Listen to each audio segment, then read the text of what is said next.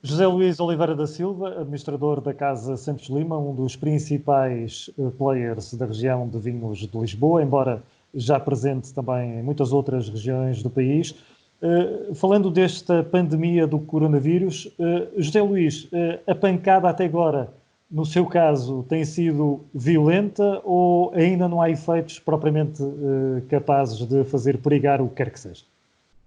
Não, efeitos de perigar, infelizmente há para todos os setores. No caso específico da nossa empresa, da Casa Santos Lima, portanto, a região de Lisboa, somos um player grande, no Algarve, embora seja uma região mais pequena também, funcionamos também bem a crescer no Alentejo, Douro e Verdes. E todas as regiões estão a elaborar, digamos que basicamente temos o nosso centro de engarrafamento aqui na região de Alenquer, que é, digamos, o município onde temos a maior predominância de vinhas na região de Lisboa. Infelizmente, por questões legais ainda não ultrapassadas, ainda não conseguimos ultrapassar o problema do engarrafamento fora da região no Algarve e no Douro, o que no contexto atual e nas circunstâncias atuais de condicionamentos de circulação ainda é uma agravante pior do que o normal, não é? São situações que vêm do passado e que ainda não houve força política para se ultrapassar e há a começar um regime de dualidade, empresas que enchem e outras não é. Enfim, agrava-nos o problema logístico e agrava-nos o problema de assegurar o engarrafamento. Mas basicamente nas várias regiões o que estamos a assegurar predominantemente são as tarefas agrícolas, da vinha. Plantámos vinha este ano, cerca de 12 hectares, das várias sociedades que incluem o nosso grupo. O ano passado plantámos mais de 100 hectares de vinha, o que quer dizer que este ano temos um trabalho enorme na formação dessas vinhas também, para além da manutenção e da exploração correta, que começa agora, e já foi a poda, agora estão as vinhas a brulhar, cerca de 600 hectares de vinhas espalhados pelo país. Portanto, tudo isto é um trabalho que não pode parar, porque se parar, chegamos ao verão e não há uvas, ou as uvas não têm boa qualidade, isso seria uma destruição de valor absolutamente incomportável para qualquer empresa, para o setor, para o país. Não é? Já chegam, digamos, as situações que não podemos controlar, fatores climatéricos e o número de tratamentos que vamos ter que fazer, etc. Mas, enfim, é um esforço grande que vai ser requerido às empresas de chegar ao verão, esperando que num contexto melhor da pandemia, mas mesmo que ele não seja melhor, é um contexto onde vamos ter que vindimar, como estão agora a vindimar os nossos parceiros do Hemisfério Sul, estão agora a arrancar. Portanto, e também em alguns casos, em alguns países, enfim, bem sei que a prevalência da doença é sobretudo no Hemisfério Norte e menos incidência no Sul. Mas mesmo assim, há casos da Austrália, por exemplo, Nova Zelândia, que entrou em estado de emergência, que também estão em plena época de vindimas. Mas para lhe dizer, portanto, que do ponto de vista agrícola é este, do ponto de vista do engarrafamento, que é, no fundo, a atividade que tem maior expressão em termos económicos, porque engarrafamos os vinhos produzidos pelas nossas uvas, pelas uvas que compramos, por algum vinho que também compramos a granel, vizinhos das regiões, e o que é facto é que temos vindo, felizmente,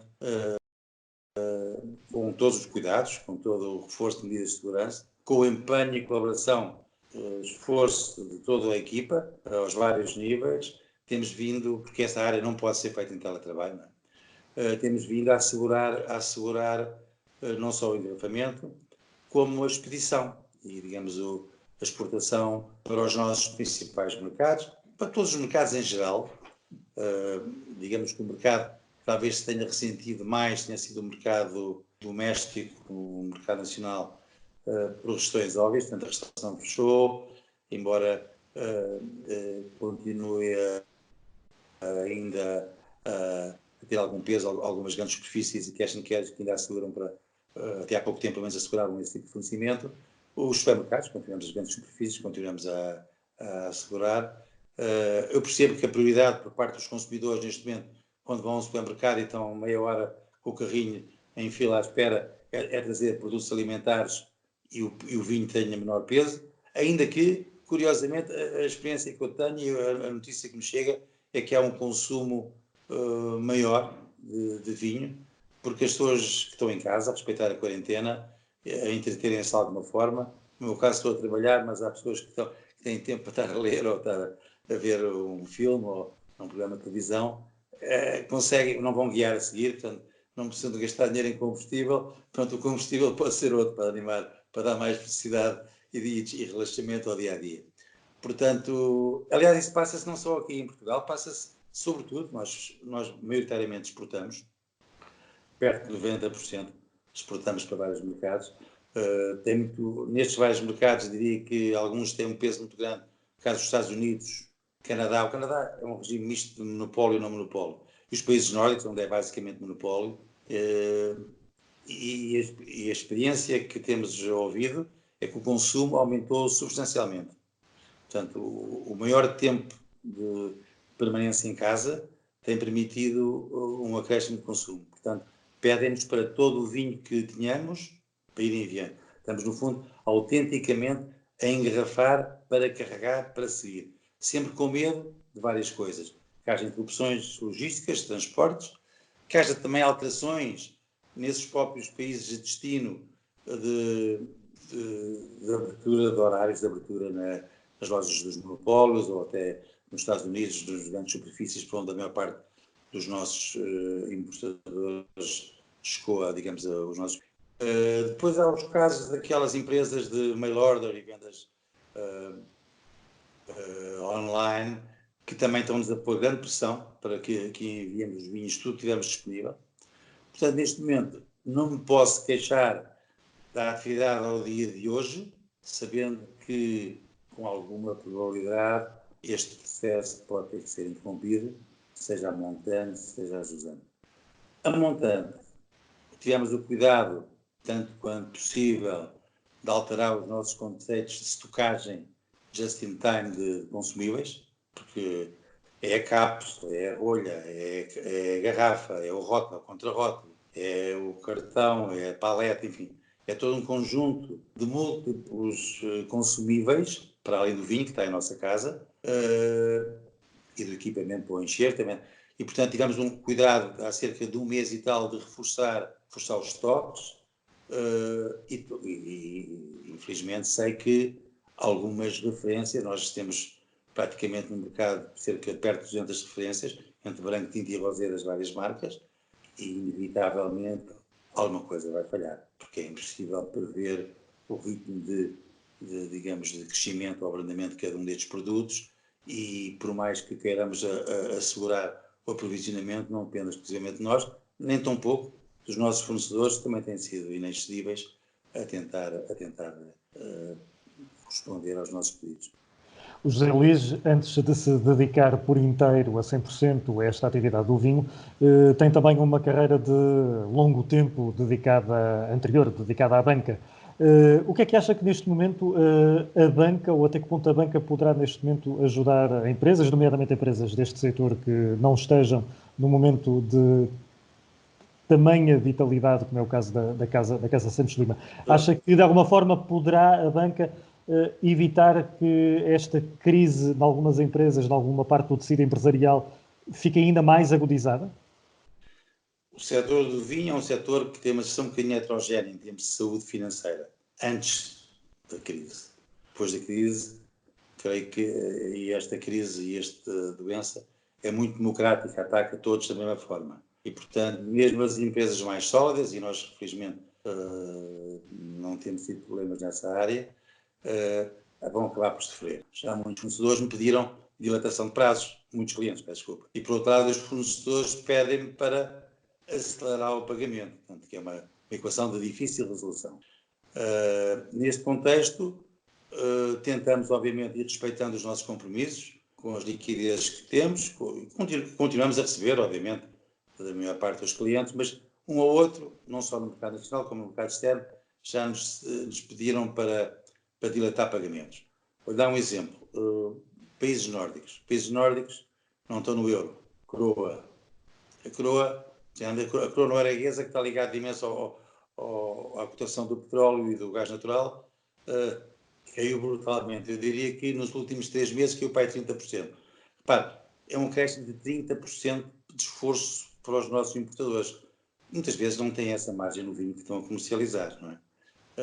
Portanto, a questão cambial, que se põe nos países que não estão no euro, põe-se no Brasil também, e noutros países, portanto, que é um problema sério.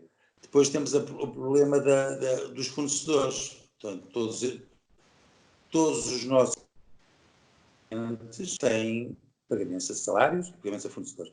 Eu lembro-me, aliás, eu já estava na banca quando foi o 25 de Abril e as perturbações que aconteceu, estava a começar a minha carreira e lembro-me que houve uma série de apoios na altura, portanto, nada a ver com esta crise, era exclusivamente nacional, portanto, vivíamos num contexto internacional completamente diferente e num contexto de dívida pública nacional e de reservas de ouro também completamente diferente, mas mesmo assim os cuidados que houve, os apoios que houve para as empresas, que os houve, e no crédito foi concedido, foram sempre apoios que privilegiavam, e era importante que isso acontecesse agora também, que os apoios que são disponibilizados são para pagamento a salários e a fornecedores, para não haver a tentação que há sempre, é humana, de desviarem alguns apoios que essas empresas têm, e algumas sabem que vai ser o último apoio que vão ter, porque não vão voltar a abrir, porque há muitas empresas que vão falir, há a tentação de alguns empresários, infelizmente, pensarem mais em si do que nos fornecedores e nos seus colaboradores. Portanto, eu penso que era importante que nos apoios que venham a ser considerados e concretizados, que haja uma garantia, um controle, que as verbas disponibilizadas são para pagamento de salários e fornecedores, porque é para não interromper o circuito económico. Esse é um assunto. Outro assunto que me preocupa, portanto, é esta capacidade das empresas que têm estoques em casa, vinho já engarrafado e ainda não vendido, porque interrupção de encomendas não é, felizmente, o nosso caso. Mas há muitas empresas que estão assim. Que haja um apoio de refinanciamento de estoques também, não é? Portanto, e o que é que eu penso que é importante também? Temos que pensar também em algum estímulo ao investimento. Há muitas empresas que estão no meio do processo de investimento. Reforço de capacidade produtiva, reforço de capacidade de armazenagem. E era bom que não interrompesse, porque este reforço de capacidade produtiva tem que ver com novos equipamentos de empresas que vão fornecê-los, não necessariamente equipamento importado. Estou a pensar, por exemplo, depósitos em inox. A maior parte é feita pelas empresas já instaladas em Portugal, que já compraram matéria-prima e que neste momento, de repente, já estão a ser confrontados com interrupções. Vai haver um problema de armazenagem de vinho este verão. Se a vindima for relativamente generosa, vai haver problemas de guardar as colheitas. Portanto, já não existe a Junta Nacional do Vinho, que era um instituto regulador, não, e o IVE também já não tem essa função, mas poderá haver problemas de armazenagem, quer dizer, e convém que os produtores de uva e os que têm vinho em casa não sejam forçados a vender vinho a qualquer preço, nem uvas a qualquer preço, e que sejam protegidos. Portanto, ainda que não esteja aqui de modo nenhum a sugerir o retorno ao Estado corporativo nem aos organismos reguladores, tem que haver alguma preocupação. As autoridades competentes poderão pegar em todos os projetos que já estão aprovados, em cuja viabilidade foi verificada, e agilizar. Portanto, e avançar com libertação de meios a fundo perdido, sempre controlando que se destinam a pagar a fornecedores e portanto, que os investimentos foram feitos, etc. Não só em relação a investimentos que já estão feitos, ou que estão a meio, ou que estão em vias de começar, ou porque, por alguma razão, os empresários não os começaram porque estavam à espera, digamos, de melhores tempos, ou que os projetos fossem aprovados. Há muita coisa que está pendurada por pequenos pormenores que poderia ser desbloqueada. Depois há questões que têm que ver com... E estou-me a lembrar que durante a Troika houve ali 8, 9 meses, no tempo do Ministro Pires Lima, em que houve um regime de apoio excepcional ao investimento, com vantagens em termos de IRC.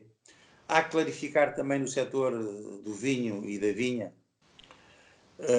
o enquadramento no regime fiscal de apoio ao investimento, porque, enfim, há certos departamentos que têm entendimentos diferentes e que consideram que os investimentos neste setor não são elegíveis para beneficiar dos incentivos do regime fiscal ao investimento, que é uma coisa que não tem pés nem cabeça, não é?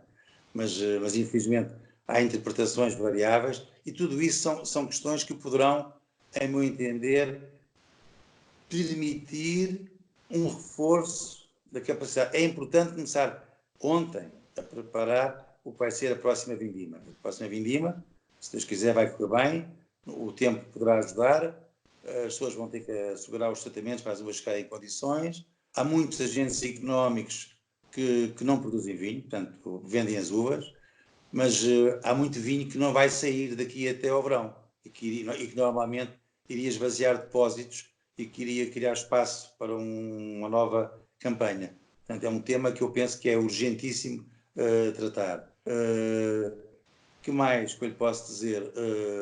Tenho uma última questão, José Luís, que é, no fundo, aquele conselho muito especial que daria aos seus colegas produtores de vinho, independentemente da dimensão que possam ter, sejam eles grandes, médios ou micro produtores de vinho, o que é que, na sua opinião, é muito importante começarem desde já a pensar e, sobretudo, em que medida é que se poderão já preparar para este pós-pandemia, para este regresso daqui a algumas semanas a uma relativa normalidade? Nós não sabemos quanto tempo é que isto vai demorar, não é? Portanto, eu acho que apontar para prazos é difícil. Portanto, e a situação dos produtores também varia muito, depende também da capacidade de resistência. O ideal é que, a nível governamental, houvesse de facto apoios para poder preservar o tecido económico deste setor fundamental, que há ativos, equipamentos agrícolas, há todo um conjunto de património valioso, evitando que os produtores tenham que tomar medidas precipitadas e vender o vinho a qualquer preço. Vai haver a tentação de o fazer para realizar a liquidez, para fazer face às dificuldades imediatas. Sabemos também que há um problema grave de mão de obra em Portugal, não é? Há um problema de mão de obra que eventualmente e infelizmente pelas piores razões, esta crise poderá vir. O problema da água, bem, que é um problema que na agricultura que está por resolver. Espero que todos eles, produtores de vinhos e de uvas, consigam chegar à vindima com uvas em condições. Em termos de vendas de vinho, não é a altura de estar a mudar estratégias, penso eu.